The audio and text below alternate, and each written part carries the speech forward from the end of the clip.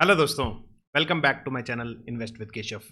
आज के वीडियो में बात करेंगे, आप देख रहे हो किस तरीके से डोनाल्ड ट्रंप का एक ट्वीट आया और उन्होंने उसमें बोला है कि इंडिया के ऊपर 25% का टैरिफ लगने वाला है 1 अगस्त से, और प्लस पेनल्टी भी लगेगी। अब ये पेनल्टी क्या होगी क्या नहीं होगी और इसका डिटेल कब तक आएगा ये किसी को नहीं पता। और जैसा कि आपको पता है, डोनाल्ड ट्रंप की जो आदत है, उनकी आदत है दुनिया को और सारे जितने भी लोग हैं, बेसिकली पार्टिसिपेंट हैं, वो सारे लोगों को कहीं ना कहीं अनसर्टिनिटी में रखने की, दुविधा में रखने की। बेसिकली वो ऐसा करेंगे नहीं करेंगे, कब करेंगे, और ट्वीट लिखने का मतलब ये इम्प्लीमेंट हो भी जाएगा या नहीं हो जाएगा, इसके ऊपर लेके बहुत बड़ी अनसर्टिनिटी है। आज इस वीडियो में इसकी थोड़ी सी डिटेल चर्चा करेंगे कि अगर ये इम्प्लीमेंट हो जाता है तो किस तरीके का इम्पैक्ट हमारी इंडियन इकोनॉमी के ऊपर आ सकता है। और साथ साथ आज जब मार्केट भी खुले, सुबह एक हमें गैप डाउन देखने को मिला, उसके बाद मार्केट्स रिकवर हुए और एंड में दोबारा से क्लोजिंग हमारी फिर दोबारा से डाउन ही हुई है। तो मार्केट्स ने भी काफी ज्यादा वॉलेटिलिटी दिखाई आज इस न्यूज को लेके, ऊपर नीचे काफी ज्यादा किया। और ओवरऑल ब्रॉडर सिनेरियो में किस तरीके से मार्केट इसको आने वाले टाइम में ले सकता है, इसकी भी एनालिसिस इस वीडियो में करने वाले हैं। तो वीडियो को अंत तक जरूर देखिएगा, चैनल को जरूर सब्सक्राइब कर लीजिएगा ताकि आपको इस तरीके के इंपॉर्टेंट वीडियोस टाइमली मिलते रहें। तो चलिए दोस्तों, स्टार्ट करता हूं। सबसे पहले इस न्यूज़ पे अगर आप देखोगे, थोड़ा सा आपको जो मैं डेटा क्रंचिंग करी इसके ऊपर, तो अगर ये टैरिफ इम्प्लीमेंट हो जाता है, ये 25% का टैरिफ, मेजरली जो हमारे एक्सपोर्ट है, हम बहुत ज़्यादा एक्सपोर्ट नहीं करते हैं। इंडिया जो यूएस को एक्सपोर्ट करता है वो कुछ $87 बिलियन के आसपास है। और अगर ये टैरिफ इंप्लीमेंट हो जाते हैं तो एज पर डेटा जितना अभी मोटा मोटा समझ में आ रहा है, which is below 0.5% of our GDP. मतलब अगर ये इस फाइनेंशियल ईयर में एप्लीकेबल हो जाता है और चीजें इस तरीके से चलती हैं, जिसका मुझे नहीं लगता कि जब तक ये हो नहीं जाता तब तक उसको मान लेना कि ऐसे ही होगा, वो सही नहीं होगा। क्योंकि आपको डोनाल्ड ट्रंप का पता है कि वो आज कुछ बोलते हैं, कल सुबह उनको कुछ ध्यान आ जाए तो कुछ और बोल दें, परसों फिर किसी बोलेंगे कि हम नेगोशिएट कर रहे हैं। और पिछले 3 महीने से भी इस तरीके से चल रहा था कि इंडिया से डील क्लोज होने वाली है, इंडिया से डील क्लोज होने वाली है, लेकिन क्या डील क्लोज हुई वो आज आपके सामने है। तो इस आदमी का कोई भरोसा नहीं है, ये आदमी कुछ भी कर सकता है। तो बट ये जो टैरिफ को लेके बहुत हो हल्ला हो रहा है, और आपने देखा किस तरीके से आज पार्लियामेंट में भी इसके ऊपर ओपोजिशन ने काफ़ी कुछ बोला कि ये ट्रंप अब जिस तरीके से कर रहे हैं इसका इम्पैक्ट क्या होगा। तो कोई मेजर इम्पैक्ट नहीं होने वाला। मैं बहुत आपको जितना भी मैंने आज जितना डेटा देखा, सारी चीज़ देखी, क्योंकि हम इसका मेन रीज़न ये है कि यहाँ से हम बहुत ज़्यादा जो एक्सपोर्ट है वो यूएस को नहीं करते हैं।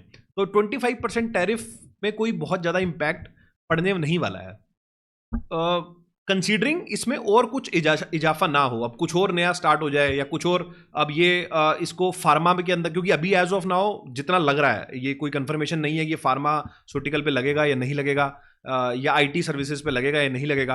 अगर ये वहां तक एस्केलेट हो जाता है, मतलब उन सर्विसेज के ऊपर भी या उन फार्मास्यूटिकल कंपनीज के ऊपर भी लगने लग जाता है, तो दिक्कत हमारी बढ़ सकती है। क्योंकि हमारा फार्मा का काफी बड़ा एक्सपोजर है यूएस के अंदर, और आईटी का तो सारा ही एक्सपोजर हमारा यूएस के अंदर है। तो थोड़ी दिक्कत आ सकती है हमें, बट एज ऑफ नाउ मुझे नहीं लगता कि ये उस डायरेक्शन में चीज जाएगी, और कुछ ना कुछ आई थिंक सोल्यूशन इसका जरूर निकल जाएगा। और वो उनका बड़बोलापन है इस तरीके से चीजें बोलने का। और एक तरीके से ऐसा भी हो सकता है कि नेगोशिएटिंग टेक्निक हो उनकी, कि इंडिया से नेगोशिएट करने के लिए, क्योंकि अभी तक सारी बातों पे इनकी सहमति बन गई है, सिर्फ एग्रीकल्चर प्रोडक्ट के अंदर इंडिया मानने को तैयार नहीं है। और वो सही भी है कि यहाँ पर हम एग्रीकल्चर में कोई किसी तरीके का यूएस का इंटरफेरेंस नहीं चाहते हैं एग्री प्रोडक्ट्स के अंदर बेसिकली। तो उस पर सहमति नहीं बन रही। मेनली हो सकता है कि उस ट्रेड डील को फाइनलाइज कराने के चक्कर में, इंडिया को प्रेशराइज करने के चक्कर में, ये सारा काम डोनाल्ड ट्रंप ने करा। और उनका ये आपको पता ही है कि टैक्टिक्स पिछले 3-4 महीने से हम देख ही रहे हैं। जब अप्रैल में उन्होंने पहले पूरी दुनिया के ऊपर टैरिफ लगा दिया, पूरा बोर्ड लेके आए थे, और फिर उसके बाद 7 दिन के बाद उन पे 90 डेज का पॉज लगा दिया, फिर चाइना को डराया, फिर चाइना में अभी बोल रहे हैं कि 90 डेज का जो एक्सटेंशन है अभी और मिलेगा। तो इनका कोई भरोसा नहीं है, इनकी बात को बहुत ज़्यादा सीरियसली ले लेना कि इन्होंने बोल दिया वो हो ही जाएगा, वो सही नहीं है। तो एज ऑन डेट जो ये न्यूज़ है, अभी तक जितना अभी कुछ में नया डेवलपमेंट जो भी होता है वो देखा जाएगा आगे, बट एज ऑन नाउ ये जो भी चीज़ है इसका कोई खास मेजर इंपैक्ट इंडियन इकोनॉमी पे नहीं आने वाला। हमारी इंडियन इकोनॉमी वैसे ही डोमेस्टिक कंजम्पशन भी बहुत ज़्यादा है। तो हो सकता है कि अगर मान लो इम्प्लीमेंट हो भी जाता है तो हम नए एवेन्यूज़ ढूंढेंगे, हम अपना इंटरनल किस तरीके से हमें अपनी चीज़ें करनी है। हो सकता है कि हम ये हमारी लिए ये चीज़ कुछ बेटर ले कर जाए। हम इस तरीके से अपनी इकोनॉमी को या इस तरीके से कुछ डिसीजन हम लें आफ्टर दिस कि टैरिफ के बाद, कि हमें ये जो माल है वो इस तरीके से इंटरनली किस तरीके से कंज्यूम हो जाए, उसके ऊपर कुछ बात हो जाए। या फिर कोई और कंट्रीज, ऐसा नहीं है ना कि जो भी एक्सपोर्ट आप कर रहे हो सिर्फ यूएस को ही कर रहे हो, दुनिया भर में बहुत सारी इकोनॉमीज हैं, तो वो भी कहीं ना कहीं एक पार्ट बन जाता है। उसके अलावा जो मेजर इंपैक्ट आज हमें देखने को मिला, मार्केट्स की बात करते हैं तो मार्केट्स में आपने देखा कि सबसे पहला इंपैक्ट तो एक करेंसी के ऊपर आया। तो करेंसी में हमने देखा कि आज एक तो एफआईआई की सेलिंग ऑलरेडी चल रही थी और रुपी भी अपने ऑल टाइम लो पे पहुंच गया। वो एक थोड़ा सा कंसर्निंग विषय रखता है, क्योंकि अब ये जो एक्सपोर्ट का इशू शुरू होगा तो डॉलर यहाँ से अपने आईएनआर के कंपैरिजन में थोड़ा सा स्ट्रांग हो गया है, which is a concerning point. But वो भी बहुत ज्यादा नहीं है, क्योंकि हमारी करेंसी ऑलरेडी 3-4% तो वैसे ही डेप्रिशिएट हो ही जाती है। अब वो इस वजह से हो या किसी और वजह से हो, वो एक अलग पॉइंट है। बट हर साल 3% के आसपास तो हमारी करेंसी का डेप्रिसिएशन आपको दिखता ही है। ये आप तो हिस्ट्री है मतलब इंडिया की, जब से आप देखोगे कि आज से 10-15 साल पहले 52 रुपए का होता था डॉलर, अभी 87 के आसपास हो गया। तो 3% की तो पिछले 10-15 सालों से हर साल की हिस्ट्री है, ये होता ही होता है। वो कोई ना कोई उसका रीजन हर साल बन ही जाता है। तो करेंसी के पर्सपेक्टिव से थोड़ा एक है कि यहाँ से और ज़्यादा नहीं होना चाहिए। इंडिया जिस तरीके से बड़ी इकोनॉमी बन रहा है तो अब ये नहीं होना चाहिए। बट इस इशू की वजह से ये हो गया है, तो उसे तो हमें मानना ही पड़ेगा। दूसरा, आप स्टॉक मार्केट के पर्सपेक्टिव से देखोगे तो मार्केट आज खुला गैप डाउन के साथ। गैप डाउन से खुलने के बाद पूरा एकदम से रिकवर कर दिया, इवन प्लस में भी चला गया था और 25,000 के आसपास एक बार पहुंचने ही वाला था और ऐसा लग रहा था शायद आज मार्केट 25,000 के भी ऊपर चला जाएगा। बट लास्ट में सारा मार्केट गिर गया और माइनस में ही क्लोज हुआ है।